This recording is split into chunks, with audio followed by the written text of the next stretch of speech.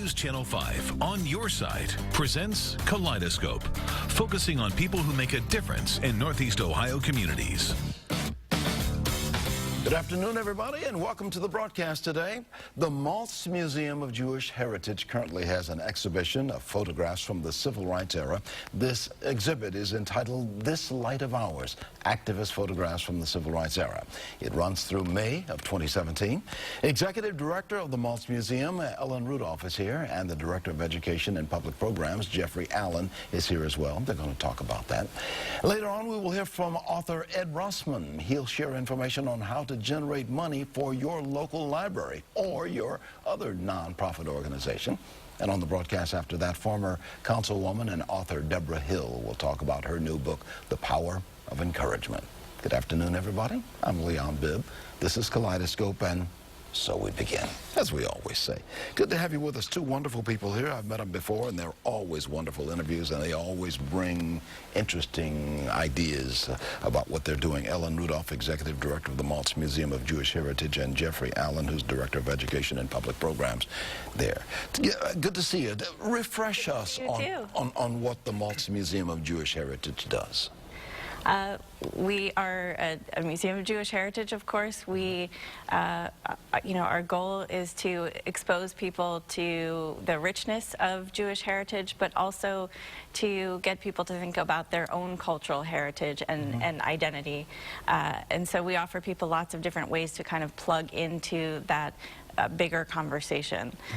We have core exhibitions that talk about the history of the Jewish community in Cleveland, but really could be about any immigrant community in any immigrant community. Yeah. We also have rotating special exhibitions. We're going to talk about This Light of Ours, and it's our goal to start important cultural conversations in our community and to build bridges among communities. Well, let's bring into the conversation right now Jeffrey Allen, your Director of Education over there. Tell me about this Light of Ours photograph exhibit. Tell me. Sure. This is an amazing exhibition that features multimedia. It has three-dimensional structures and features over 150 black and white photographs taken by 9 activist photographers who were embedded as part of the civil rights movement. So these aren't images that are coming from reporters from the New York Times or the Washington Post. These were people who are actively participating in the movement, who are putting their lives at risk in order to capture these images. We've got some photographs that you brought along with us. This is some of what we have there at the Maltz Museum. What's been the reaction of people so far who've seen this?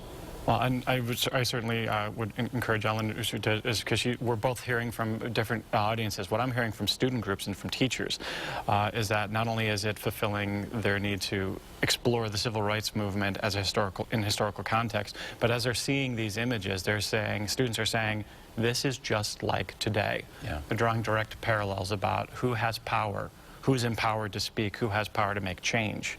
This is important to have this kind of exhibition, isn't it, Ellen? It's extremely important, and civil rights and equality are important to all of us. And I think one of the things that the photographs, the images, and the stories that you see really drive home is that the civil rights movement was not a unique moment in time, but an important period in the on this sort of the continuum for the struggle for equality. And that is a story that we couldn't have imagined how the presidential election would evolve.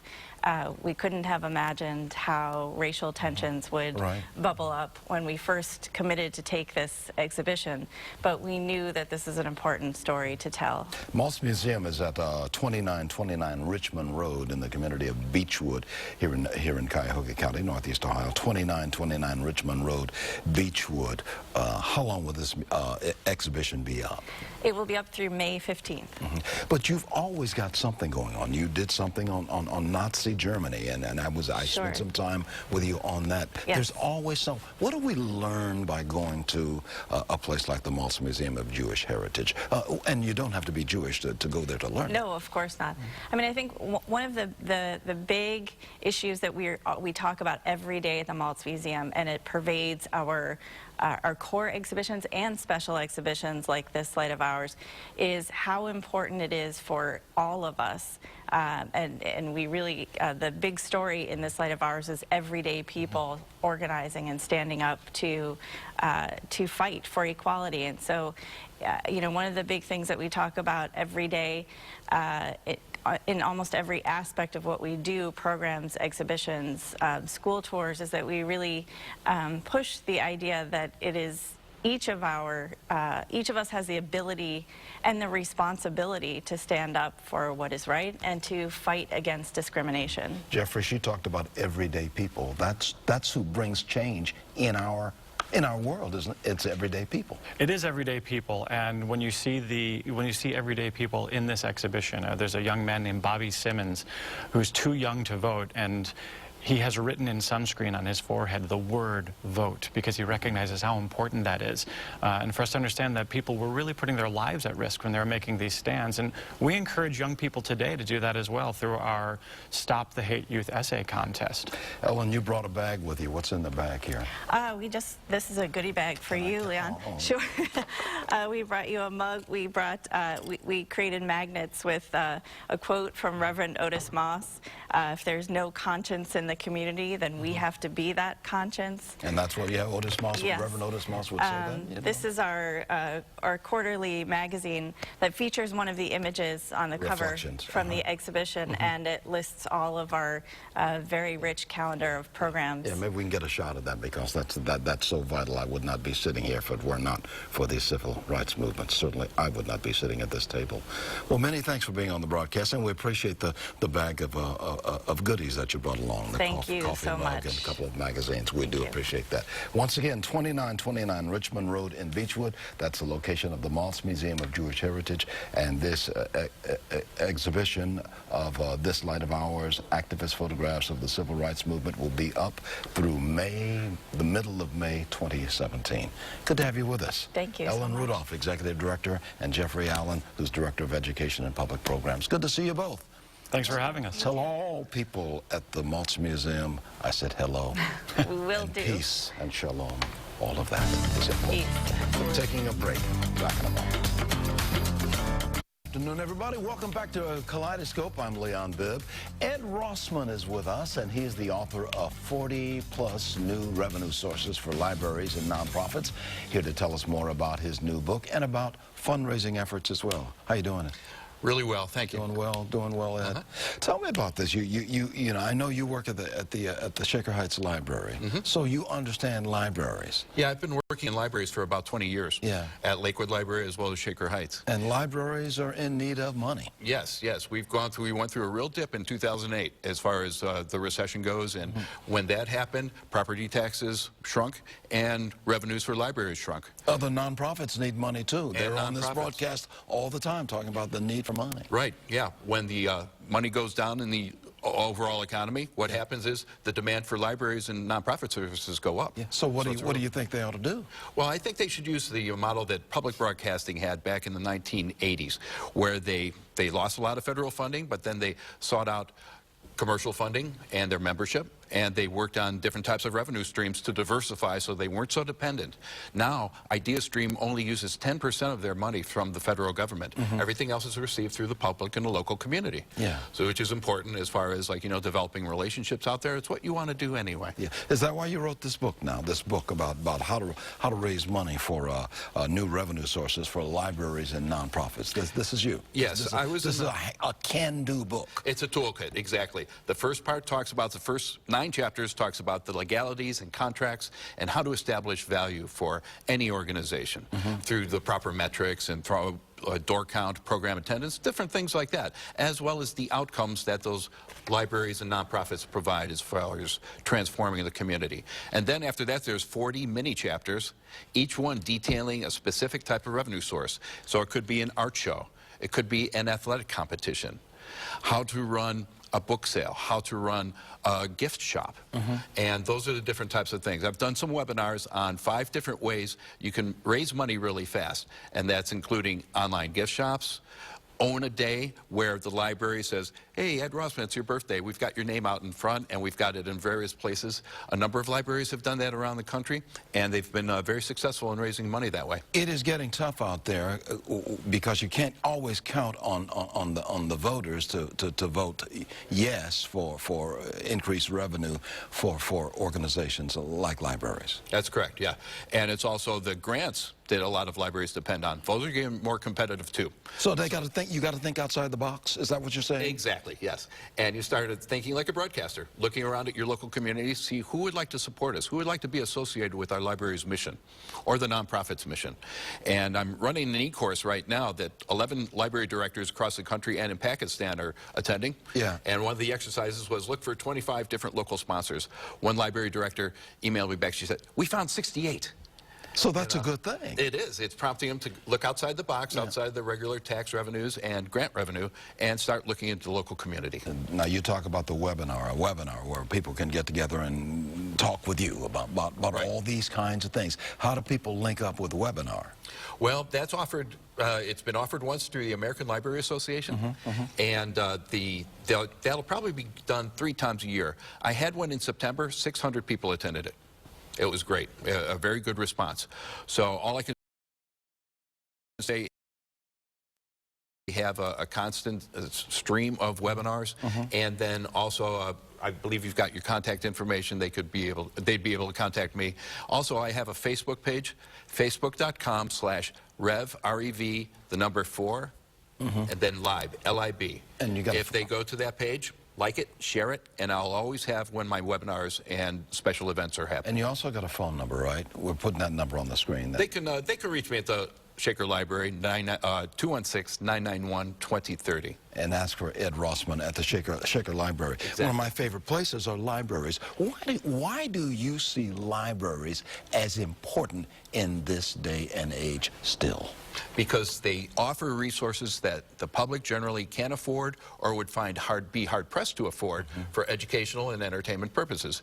Getting DVDs, access to computers. There are so many things now that are required to go through the computers for government services, for Medicare, for various other things. So we provide that digital bridge. I keep my library card. In fact, I keep my library card right on my key ring right there. There you go. Because I go to the library, and as I've said to you and said to others so many times, if there was one building that I had to be locked into, if they wouldn't let me out of it, and I would be in it for the rest of my life, I would choose a library. Because if I've got this library card there, that means I've got the entire world at my fingertips. That's what it's all about, isn't it? Yes, it is. The world and its history. Yeah. And we can't forget that it's a link. At Shaker Library, we have a great local history department. It's basically chronicling the history of Shaker Heights, and as we go into the future, keeps a good diary of us. And the name of the book is 40+ New Revenue Sources for Libraries and Nonprofits, written by Ed Rossman. Many thanks for being on the broadcast. Thank you. And you can reach him at 991-2030 in the 216 area code. You see the phone number at the bottom of the screen. Maybe we can raise some money for libraries and other nonprofits. They sit out here all the time saying, we need a couple of bucks. I saw a number of organizations here today, yes, and I passed on the card. You can help them along. Many thanks, Ed. Good to see you, my friend. Thank you. I'll see you around the bend soon. Okay. I'll take a break. I'll be right back after this. This is Kaleidoscope. My next guest is a former Warrensville Heights City Councilwoman, Deborah Hill. She's written a new book, The Power of Encouragement. She joins me now to tell us all about the new book. How are you, Deborah? I'm great, Leon, and thanks for having me. Oh, it's good to see you again. Good to see you again. I am always encouraged when you're here. Thank you very much. And because you always talk about the power of encouragement, which is the name of your book. That is correct. Yeah, tell me about that. Well, what made you decide to write a book about the power of encouragement? Well, Leon, as I stated previously, growing up as a little girl, I was always encouraged. I was encouraged by school teachers. I was encouraged by my parents. I was encouraged by people in the community to do whatever it is that I wished to do in life. They always told me that I could be whatever I wanted to be, and I can do whatever I wanted to do. And you know, there is power behind those words, because when people tell you these things, you begin to believe it yourself. And it is so important to believe in your own destiny and who you can really be. We call ourselves sometimes in Cleveland Believe Land because we believe that we can win ball games and things like that. That is so true. That's all important, is it to put it up there and say, I can do this. It starts there. Yeah. So that's what you're saying in your book. Yes, yes. That's your that's the bottom line, and you were inspired to do this. What's been the outcome of this now? Has this changed the lives of folks that have looked? I really believe so, because as I travel around and as I speak to audiences, especially women and young girls, they tell me that my message has been a very positive message to them. I let them know that they can do whatever they want to do in life, that there is no glass ceiling, that you must believe it. If you believe it, you can definitely achieve it. Where do people make their mistakes when they abandon their dreams? I think a lot of times we get caught up in our own fears, and we all have fears, because fear is real, but we must break through the fears, because fear can stop you from accomplishing your dream if you allow it to. My wife tells the story of a woman she knows who always said, fear is not of the Lord. Go through your fear. And I've had another woman I know very well, a spiritual woman I met many years ago, Reverend Joan Salmon Campbell, who would always say, your blessing, go through your problem. Your blessing is on the other side of that problem, but you've got to go through it. That is correct, Leon. This book happens to be about faith, hope, and resilience. And I am a woman of great faith, and I do feel that your faith can carry you through whatever it is you are going through, because we all have challenges in our lives. We all have issues that we must deal with. We have all things that want to stop us, but if you have faith, you can really get through it. Where can we find this book, The Power of Encouragement, that you have written, Deborah Hill? You can find the book on Amazon.com. You can find the book on Lulu.com. You can find the book also on BarnesandNoble.com. You can look at my website. You can also call me, and I will come to speak at your special events, your churches, your book clubs, whatever, to talk about the book and what is in this book. We'll put your phone number on the screen where people can get in touch with you, or you can at 644-2998. That's that your is phone correct. number right there. Or you can go to Deborah A. Hill. DeborahAHill.com. We got that at the bottom of the screen. That is my as website. Well, yeah. What about parents? What can they do for their children now? Kids are coming along, and mother and dad are sitting around the kitchen table, and youngster says, I don't know if I like mathematics, or I don't know if I want to do this. What can mother and dad say? You know, we really have to push our children. We have to nudge our children into greatness. Children don't always feel secure in what they can accomplish, but they are our future. And we have to put it in their heads that they can accomplish, they can aspire to greater heights, that they can be whoever and whatever they want to be. And I think it is important for parents, especially, to encourage their children, like my parents encouraged me. Encourage your children, support your children, give them a pat on the back, praise them when they are doing good. Let them know that they can be the next researchers, the next doctor, the next lawyer, the next president of the United States. So, there is room out here for greatness. There is room out here for them. You talk about 10 keys to your dreams in your book, and the first key, you say, is to activate your dreams. How do you activate the dream? You can't activate a dream just by sitting down doing nothing. You have to get up, and you must take some action. You cannot want to be someone just sitting in a chair all day. You have to study, educate yourself, get your mind focused on your dream, and you have to move it. You must be promoting it. You have to be your biggest cheerleader, your best drum major, and your own champion if you want to succeed in life. In our final 30 seconds, I will say that if you're looking for a job, you just can't sit waiting on the phone to ring. It never rings. You've got to go out and let them know you're looking for a job and fill out the application. Yes, and you must create your own jobs. We can't always wait around for others to give us a job. We have greatness inside of all of us. We have talents, we have skills, and untapped resources that we all have, so we can create jobs. It's about creating an innovation. Deborah Hill, you have encouraged me. Well, thank you very much, You Leon. always do, and you've encouraged all of us. We do appreciate you being on the broadcast. Thank the you. name of the program, the name of the book, I should say, The Power of Encouragement, Determinations That Define Your Destiny, written by Deborah Hill. Many thanks. Thank you. Okay, I'll take a break. I'll be right back. We've been encouraged. Now, we'll have this.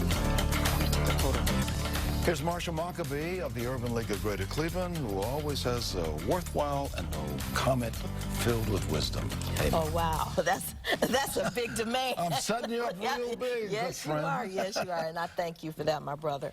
So we are looking forward with great anticipation now to December 1st, which will be our Equal Opportunity Day luncheon, and we'll be launching our centennial year at the Urban League of Greater Cleveland. I can't believe it. Yeah. It's gotten here. It's you know. gotten here. It's been Yeah. a lot of work on It has been, but we're very excited, and we will be making a big announcement that day of a very big new project that the Urban League is doing in partnership with a number of very key organizations, not only in Cleveland, but nationally.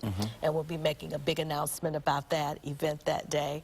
And we'll be celebrating our partners that work with us all year round in delivery of services and supporting the Urban League. So I think we're going to have a great kickoff to the year. And Alex Boone is going to be our event planner for our big gala that's going to happen at the end of 2017. We know Alex. We're She is excited often about that. seated at this table. Often. Yes, yes, and so we're excited about that big gala that's going to happen in 2017 to culminate the whole year of activity. Can you get me an invitation to your event? You already have one, my friend. You have a standing invitation. set And enough. Leon's going to be our MC that day, Yeah, so I as he remember. always is. We've talked about it for months. I'm just joking with you a little bit. Yeah. God willing, I will be there Yes, if all, and we'll look goes forward. well. Yeah. You are proud of what, in our final 30 seconds, of how you have turned this Urban League around, you and your workers. Absolutely, because you know it's not just me, but my board, my wonderful devoted staff who just give to the community all day, all night, and the community. I want to thank the community for your faith and confidence in me as a leader and being willing to support me through this journey. We appreciate you too. Right? Be well, everybody. This has been a presentation of News Channel 5's Kaleidoscope, a weekly public affairs program brought to you in partnership with the Urban League of Greater Cleveland.